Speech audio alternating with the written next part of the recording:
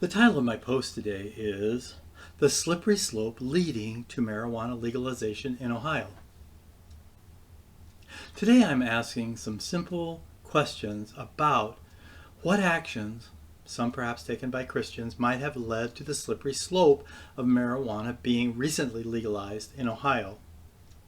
What led us to this?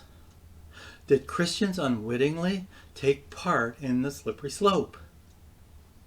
When I first became a Christian, I was pretty vocal in my assertions about Christianity and things related to Christianity.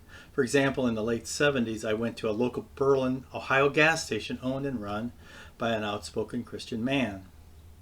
I asked him, "Why do you, as an outspoken Christian man, sell cigarettes at your gas station?" His response was, "Because if I don't sell them, someone else will."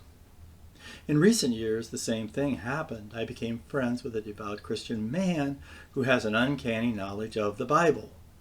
He's been retired for many years, but is very financially secure. I learned that in his younger years, he owned and ran a convenience store. He also admitted that as a Christian, he sold cigarettes in his store.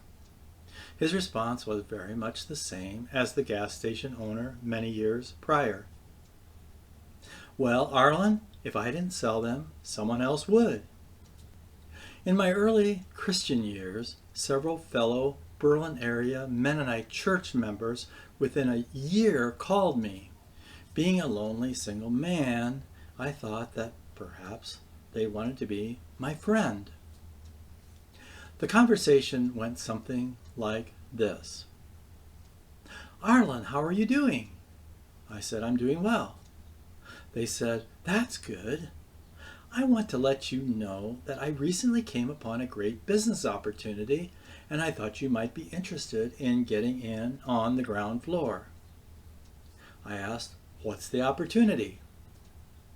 The standard vague reply followed. "Well, I don't want to get into the details right now, but I could meet with you to discuss it further." I didn't understand their hesitation to spill the beans about the details of a great business opportunity. I said, "I need to know up front what the opportunity is before I commit to a meeting with you." They became a bit defensive and started dropping names of other involved church members. One even went so far as to implicate the pastor and his wife. He said that they were the main leaders in the opportunity. I asked again, "Well, what is the opportunity?" They finally revealed that it was Amway. This was my first knowledge of the Amway way. I researched it further and found out that it was a fairly new multi-level marketing venture that promised financial security and wealth springing up across America. Churches became a prime target for Amway's success because of the close interconnectedness of the members. Amway held major conferences in which they proclaimed their distinct Christian beliefs that led to their success. And they gave great motivational speeches to the attendees to encourage them that they could achieve the same success. The problem was that to achieve this success, people had to engage other people to sell under them to get a cut of their sales. Think of a big family and the grandfather getting a cut of every sale of their son, grandson, great-grandson, and so on. The grandfather would eventually get rich on the backs of his descendants. The pastor and his wife were, in essence, the grandparents of our little Berlin area Amway opportunity. I'm sure they also had grandparents. Here's the problem I faced. I alluded to the fact that I was a lonely single man who wanted friends. From then on, in that Mennonite church, I never knew if anyone wanted to get close to me because they liked me, or if they wanted me to work under them in Amway. It was very confusing. You might ask me, "Arlen, what in the world does Amway and selling cigarettes have to do with the legalization of marijuana. I'm going around the barn to set up how I think Christians were and are sucked into the web of deceit leading to the legalization of marijuana. Below are a few circumstances that I have personally encountered, but I think there are many, many more. Number one, multi-level marketing schemes that we talked about of various types, including Amway. Many Christians were and are involved in multi-level marketing schemes requiring recruitment of people under them to make money, with most recruits making very little money. On the other hand, the higher-ups, grandparents if you will, make great amounts of money. Number two, selling of homeopathic waters of various types. I saw online that there are over 60 water multi-level marketing schemes in America in the recent past that tout healing. I had a Christian man several years ago start the same Amway type approach with me after a Christian conference. He only gave vague references to the type of water that had healing powers. I think his ultimate goal was to get me to buy in under him. The problem was that this man had significant health problems himself that one would have thought the water would have healed him by now. Number three, selling of homeopathic essential oils. Several years ago, my wife, with some fairly impactful health issues, got advice from various people to take specific essential oils. If she did so, she would see vast improvements. Of course, they would be willing to sell them to her. Later, I talked to one man who sheepishly said that he invested thousands of dollars in essential oils, but sold only a few. Now they sit at his house unsold, and he and his family only use them from time to time. The person who sold the essential oils and the promise of financial security to this man made out handsomely. Number four, selling of homeopathic CBD oils. Yesterday, I went to a local bulk food store run by a Christian family to ask about CBD oils that are being sold in many stores, including stores run by Christian people.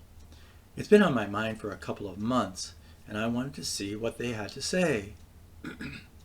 I had a couple of bad marijuana trips. I think one was laced before I was a Christian. Now I'm very leery of the homeopathic label garnered by CBD oils that are derived from marijuana. The co-owner of the store assured me that there wasn't any THC in the oils that caused the high feeling of marijuana usage. She even said that dogs and their aching joints can benefit from CBD dog chews and drops of oil. I found out that a 2-ounce bottle of CBD oil costs up to $60.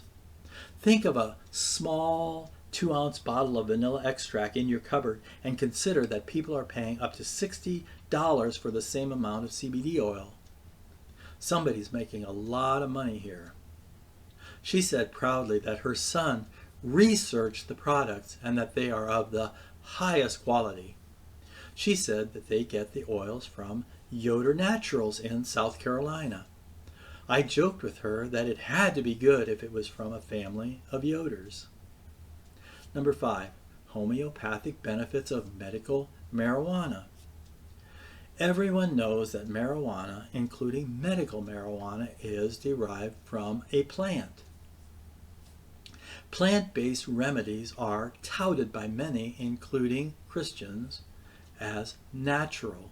So therefore, they are better than remedies made in a laboratory. Medical marijuana became legal in Ohio in 2016 if prescribed by a doctor to treat various specific conditions. Number six, benefits and less harmful side effects of marijuana than alcohol usage. A young Christian man I know works for a marketing firm that promotes many things, and one of them is cannabis or recreational marijuana. Another are psychedelics. Think of LSD. I heard him on a talk show in the cannabis world promoting these products. His premise is that they are very natural and less impactful than alcohol usage, and that research is proving that they have or may have great healing properties. Lastly, number 7, the final step of the slippery slope was the legalization of marijuana in Ohio in November. Okay, here's what I think led to the slippery slope toward the legalization of marijuana in Ohio. Plain and simple, greed. Greed was evident in the selling of cigarettes in a Christian-owned business. Greed was and is evident in the many years of various multi-level marketing schemes and the selling of untested homeopathic products. Now, so-called marijuana experts are salivating at the prospects of making great amounts of money by growing, harvesting, processing, and selling marijuana in many states, now including Ohio. So here's what I think is the bottom line. We as Christians have let our guard down for many years. And I honestly believe that the legalization of marijuana is God's reckoning as a result. Let me know what you think.